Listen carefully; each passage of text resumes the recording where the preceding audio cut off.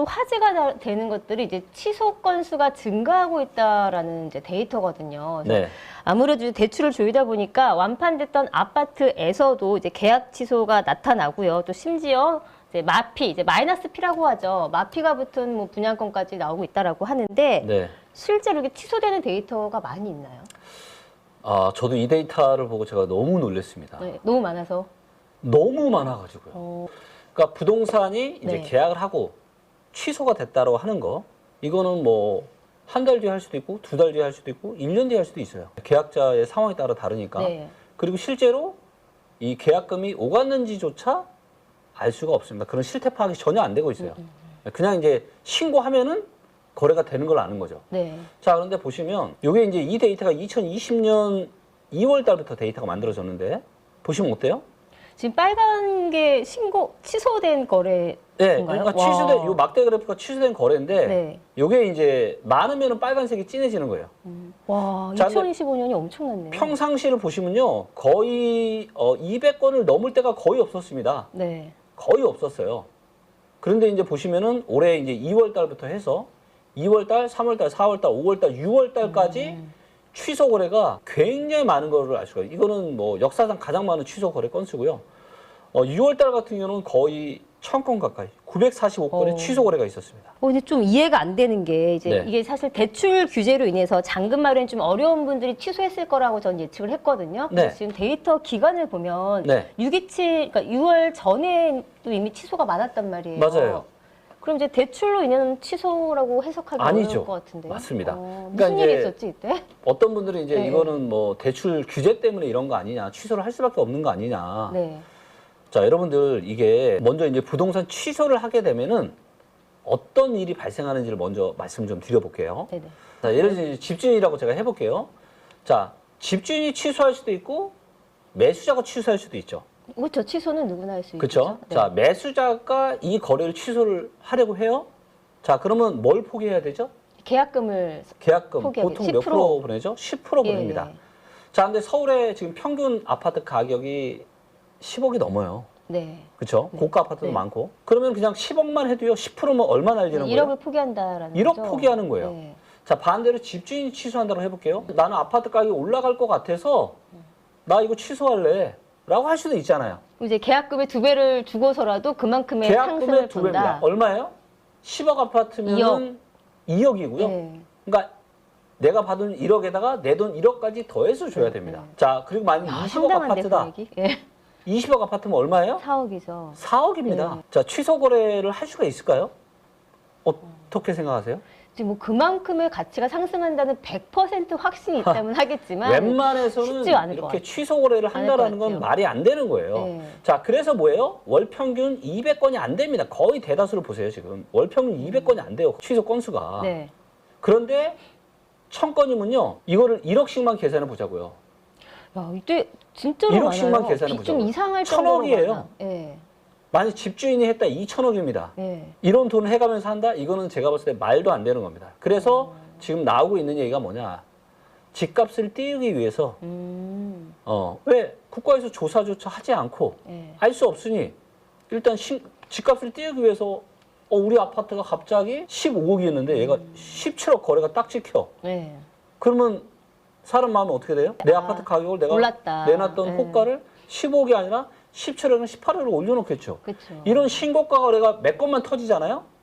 그럼 시장 분위기가 싹 바뀌는 겁니다. 그래서 지금은 온 국민이 뭐 리치고가 됐건 뭐 다른 부동산 플랫폼이 네네. 부동산 플랫폼만 보면 어떻게 거래됐는지를 다 알 수가 있잖아요. 그러다 보니까 이거를 악용을 해서 일부러 신고가 거래를 몇 개 만들고 이걸로 시장을 띄우게 하고 취소해버리는 거죠. 왜? 이게 약간 주가 조작하듯이 부동산 거래를 조작하는 맞아요. 거예요. 주가를 조작하듯이 부동산 거래를 충분히 마음만 먹으면 조작을 할 수 있는 그런 판이다라는 거죠. 왜? 국가에서 아무도 관리를 하지 않으니까. 이거 왜 전수조사를 좀 해야 되지 않을까라는 생각이 드는데. 네, 그래서 이제 이 부분 관련해서도 지금 국민청원이 들어간 걸로 제가 알고 있고요. 저도 청원에 동참을 했고. 그래서 이 영상을 보고 계신 분들도 왜냐면 이런 식으로 집값 띄우기를 하게 되면 이 피해는 고스란히 다 그죠? 실수요자들이 받는 거죠. 그럼요. 실수요자들이 다 받는 거죠. 뭐 그런 것도 있긴 하더라고요. 이제 그 같은 아파트 단지 안에서 이제 단체 톡이나 단체 창에서 네. 조금만 저렴하게 개인이 맞아요. 매도를 하면 왜 그렇게 매도를 했냐라고 그렇죠. 또 뭐라고 한다고 하더라고요. 맞습니다. 내 집을 파는데도 불구하고 그래서 그렇죠. 이런 것들이 가격을 낮추게 하지 않기 위한 이런 흐름인 것 같긴 한데 네. 사실 그러면은 등기 후에 거래를 실제 거래로 보면 되는 거잖아요. 근데 그거는 너무 느립니다. 그렇게 하는 방식보다는 네. 저는 어떻게 하는 게 맞냐? 네. 이 취소 거래에 대해서 정확하게 조사를 들어가는 겁니다. 실제로 돈이 오갔는지. 그러니까 국가에서는 돈이 오갔는지조차도 확인을 안 한다니까요. 그냥 예를 들어서 우리 아나운서님하고 저하고 그냥 어떤 아파트 계약을 해요. 네. 그리고 신고를 해. 돈은 하나도 오가지 않고 그래도 되는 거예요. 그리고 나중에 취소하면 되는 겁니다. 이게 참 말도 안 되는 얘기인데 네. 그러니까 이게 개인 입장에서는 예를 들어서 이런 거예요. 정말 제가 나쁜 마음을 먹고 한다. 내가 강남에 20억짜리 아파트를 갖고 있는데 내가 이걸 높은 가격에 팔고 싶어요. 그럼 일단 가짜로 신고가 거래를 한 25억짜리 일부러 만듭니다. 그럼 분위기가 어떻게 돼요? 아파트 가격이 올라가는 분위기가 만들어지겠죠? 그렇죠. 그러면 내가 원래 시세보다 더 비싼 가격에 팔 수가 있는 거죠.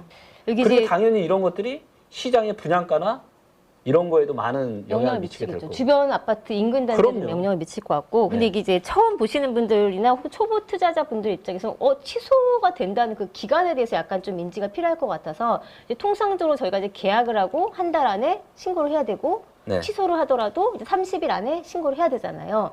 근데 이제 보통 그 잔금을 치르는 기간이 통상 2개월이라고 한다면 그 기간 안에 네. 취소를 하면 이제 네. 이게 취소로 되는 게 아니라 거래로 되다 보니까 네. 이게 이제 가짜 신고가 그 안에서 벌어진다는 그리고 거죠. 이거는 잔금을 계약자끼리 하기 나름이에요. 잔금을 1년 뒤로 할 수도 있는 거잖아요. 하긴 딱 정해진 건 아니니까요. 그럼요. 네, 그러니까 얼마든지 지금은 어떤 이런 제도상의 허점, 그리고 아무도 이걸 관리를 안 하니까 얼마든지 이런 것들을 악용해서 시장을 인위적으로 이렇게 띄우기가 가능하다라는 거죠. 근데 어쨌든 보완책도 필요해 보일 것 같고 전수조사도 필요해 보일 것 같긴 한데 국민청원도 들어갔다고 할 정도라고 한다면 또 많은 분들이 이제 그거에 동의하고 있다라는 거잖아요. 네. 근데 대표님 보시기에 그런 이런 실거래가 정보를 일반 실수요자들은 어떻게 좀 활용해야 이런 피해를 좀 방지할 수 있을까요? 그래서 일단은 어떤 시장에서 벌어지는 그냥 단순한 이런 이면만 보지 마시고 그 뒤에 숨겨져 있는 사실 이런 취소 거래 데이터도 다 데이터가 있거든요. 네. 근데 저도 사실 제가 최근에 이 얘기를 듣고 저도 너무 놀랐어요.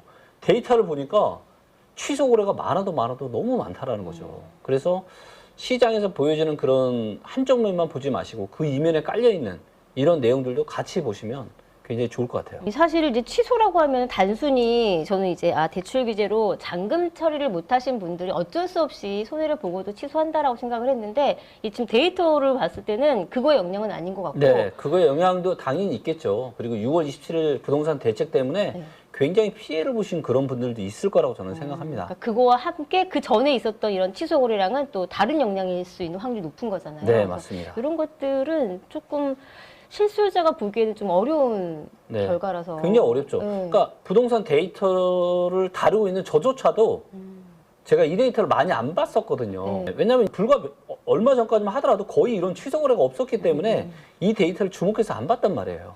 근데 일반인들은 얼마나 더 그런 부분들에 더 취약하시겠어요. 그래요. 네. 이런 것들은 꼭 체크를 좀 해보셔야 될 것 네. 같습니다. 자, 그리고 네. 이게 이제 서울만 이렇게 많은데요. 자, 다른 지역을 한번 잠깐 보도록 하겠습니다. 어떤 분들은 이거 뭐 전국적인 현상 아니냐 이렇게 얘기하시는 분도 있는데, 자, 이게 이제 경기도의 취소 거래 건수입니다. 그래서 경기도도 약간 많긴 하지만 서울에 비해서는 이제 훨씬 작죠. 네. 그리고 인천 같은 경우는 보시는 것처럼 거의 별로 없습니다. 그리고 나머지 지역들은요 취소 거래가 거의 없어요. 네. 그래서 서울 그리고 경기도의 아주 일부에서만 네. 지금 이제 이런 취소 거래가 굉장히 많다라고 보시면 그것도 될것 사실은 조금 이상하긴 하네요. 그래서 네. 일부 지역에서만 취소 거래가 많이 나타난다는 것 자체가 알겠습니다.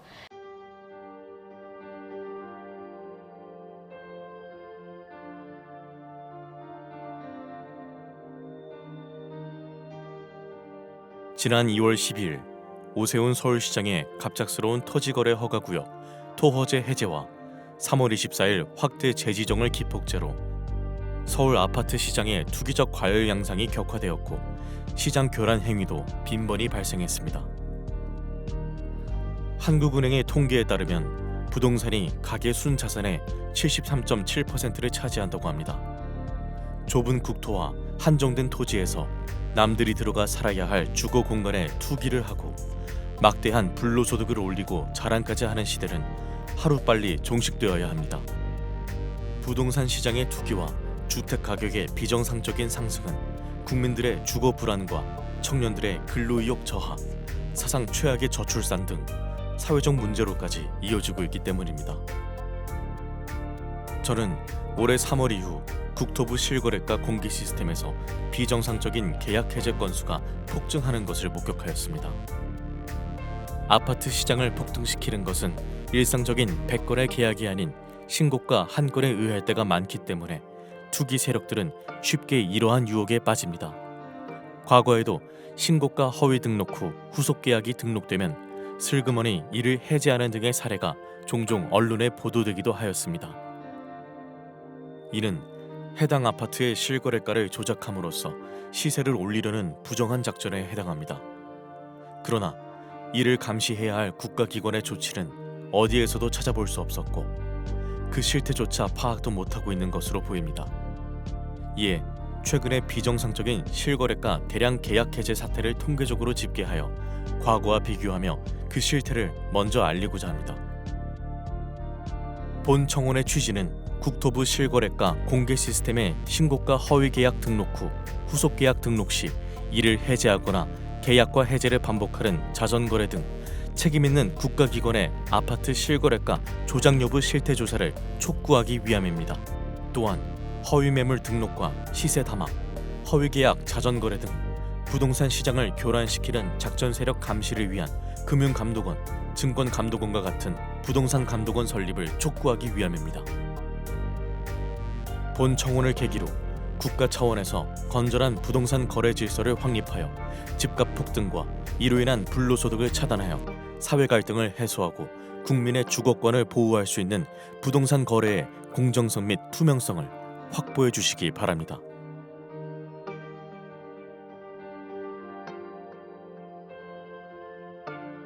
국토부 실거래가 공개 시스템에 등록된 최근의 서울 아파트 매매 계약과 해제 건수를 집계하여 과거와 비교한 특이사항은 아래와 같습니다. 올해 7월까지의 계약 해제 건수는 4,028건이 등록되었는데 그 중에서도 특히 6월에 가장 큰 폭을 기록하였습니다. 해제 사유 발생일 기준으로 6월 한 달간 1,181건이 발생하였는데 이는 데이터가 공개된 2020년 2월 이후 5년간의 월 평균 해제 건수 124건에 비해 9.5배나 되는 이상 현상이었습니다. 거래 증가를 감안하면 서울을 제외한 전국에서는 이 수치가 1.7배에 불과해 타 지역에서는 이러한 현상이 거의 발생하지 않았고 서울에서만 소위 부동산 작전이 실행되었다고 보아야 할 것입니다. 올해 들어 거래가 급증하고 전자계약 활용이 증가하는 추세에서 수정이 안 되는 단점 때문에 계약 해제 후 재신고하는 이유로 해제 건수가 폭증했을 가능성도 있습니다. 그러나 2024년 기준 전자계약 활용 비율은 5.95%에 불과해 여전히 종이계약서 활용 비율이 94%에 이르고 3일 이내 해제 비율도 3.9%에 불과해 단순 실수나 변심으로 인한 해제 건수 급증의 가능성은 적어 보입니다. 특히 서울 25개 구 중에서도 한강 벨트로 일컬어지는 지역에서 계약이 집중적으로 대량 해제되었는데 성동구는 6월에만 108건이 해제되며 지난 5년간의 월 평균 5.3건에 비해 20.5배에 이르렀으며 강동구도 99건이 발생해 19.2배에 달했습니다. 3월 이후 거래가 급증하였다는 점을 감안하더라도 도봉구 2.8배나 은평구 3.7배에 비해 이들 한강벨트 지역에서 20배 전후의 급증세를 보인 것은 일반적이지 않다는 것을 반증합니다. 서울시 외의 수도권에서도 비슷한 현상이 발견되는데 성남시 분당구에서도 6월 한 달간 107건이 해제되어 5년 월 평균인 3.8건에 비해 28.4배나 되었습니다. 이러한 특이 현상이 서울의 한강벨트 지역에서 집중적으로 발생한 공통점은 2023년 저점에서 2년간 반등을 하던 중 이들 모두 2021년 전후의 전고점 돌파 직전에 있었다는 것이며 2월 12일 토어제 해제와 3월 24일 재지정의 행정 실패 기간을 거치며 거래가 급증했고 해제 건수 폭증을 동반하며 전고점 돌파에 성공했다는 점입니다. 다음에 나열할 일련의 일자별 데이터를 살펴보면 이러한 계약 해제 건수 폭증과 토어제 사이에는 분명한 인과관계가 있다고 추정됩니다. 이번 대량 계약 해제 사태는 오세훈 서울시장이 직접 기획해 1월 14일 서울시청 대회의실에서 열렸던 규제 풀어 민생 살리기 대토론회에서부터 시작되었다고 생각됩니다. 당시 토론회에 참여했던 백인중 강남구 공인중개사 한 분의 토어제 구역 해제 건의에 대한 답으로 서울시장은 강남구 대치동과 삼성동, 청담동과 송파구의 잠실동 등 4개 지역의 토어제를 해제하겠다고 공언했습니다. 한 달 후인 2월 12일 이들 4개 동은 토어제 지역에서 전격적으로 해제되었으며 이들 지역의 아파트 값은 곧바로 폭등세를 보였습니다. 일몰제였던 토어제는 6월이면 자동적으로 해제될 예정이었음에도 불구하고 서울 아파트 거래량이 감소되었고 매매 가격도 안정되었다는 이유로 사상 최고치를 기록하며 폭등세를 보이던 토어제 지역을 신정부 출범 직전 4개월 앞당겨 전격적으로 해제한 것은 이해할 수 없는 행정이었습니다. 당시 잠실동은 2년 전 저점에서 이미 플러스 28.9%, 대치동은 플러스 24.8% 급등해서 사상 최고치를 이어가던 중이었으며 계엄과 탄핵 등 주무부처가 부재한 무정부 상태를 틈타 급등세는 폭등세로 변하여 7월 현재까지 5개월간 플러스 20% 전후의 추가 상승세를 기록, 2년간 플러스 50%가 넘는 경이적인 기록을 세웠습니다. 그러나 2월 당시 노원구 상계동은 고점 대비 마이너스 26.5% 폭락해 있던 상태였지만 토어제 사태 이후 폭등장에서도 불과 플러스 0.3% 상승하는 데 그쳤습니다. 결국 2년간 대치동 세대수 상위 9개 단지 14,169세대의 평균 매매가가 28.7억 원에서 43.1억 원까지 플러스 14.4억 원, 플러스 50.6% 급등하는 동안 상계동 세대수 상위 34개 단지 46,751세대의 평균 매매가는 7.5억 원에서 5.7억 원까지 오히려 마이너스 1.8억 원, 마이너스 23.5% 급락했습니다. 두 개 동의 매매가 차이가 2년간 4.1배에서 7.5배로 벌어지는 초양극화 현상이 발생한 것으로 서울시의 규제 풀어 민생 살리기 대토론회에서 시작된 아파트값 폭등 현상은 민생보다는 부자 살리기 결과를 초래하게 된 것입니다. 더구나 상계동의 총 세대수는 대치동에 비해 2배 이상 더 많기까지 합니다. 토어제 해제 이후의 지역별 아파트값 폭등 현상을 날짜별로 나열하면 이번에 대량 계약 해제 현상이 불특정 다수에 의한 우연한 현상이 아니었음을 의심하게 됩니다. 강남 3구 중 작년에 이미 전고점을 돌파한 강남구 및 서초구에 비해 송파구는 작년 8월부터 2월까지 6개월간 전고점을 못 넘으며 정체되어 있는 상태였고 거래는 줄었지만 여타 지역들도 무언가를 기다리는 듯 극심한 눈치보기 흐름을 지속하고 있었습니다. 2월 12일 서울시장의 전격적인 토어제 구역 해제와 함께 서울 아파트 시장은 송파구 잠실동을 위주로 폭등세로 돌변했습니다.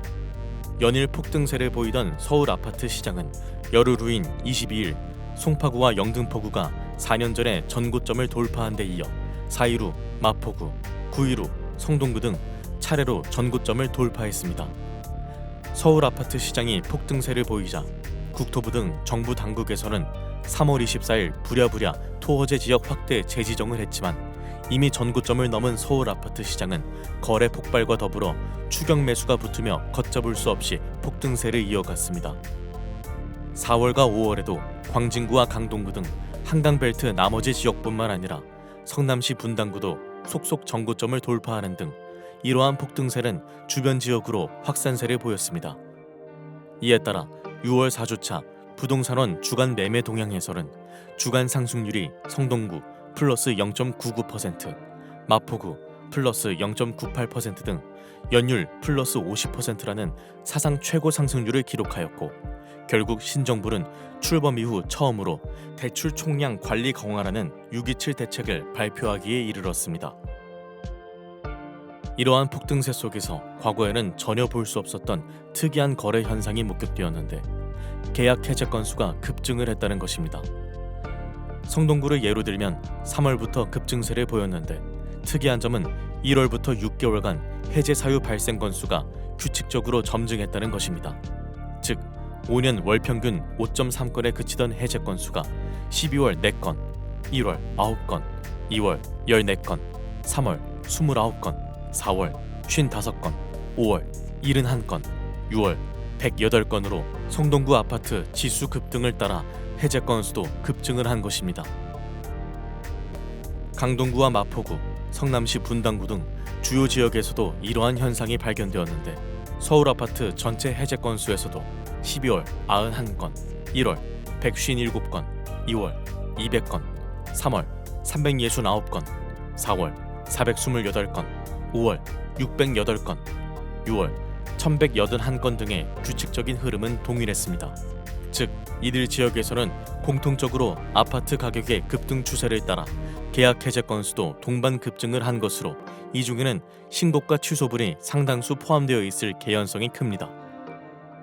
계약 해제 건수가 집중된 한강벨트 지역에서는 시가총액 또는 세대수 상위 아파트에서 이러한 현상이 집중되었는데 6년간 발생한 총 해제 건수와 올해 6개월간의 해제 건수를 비교해보면 최근에 단기간에 얼마나 많이 집중 발생했음을 알 수 있습니다.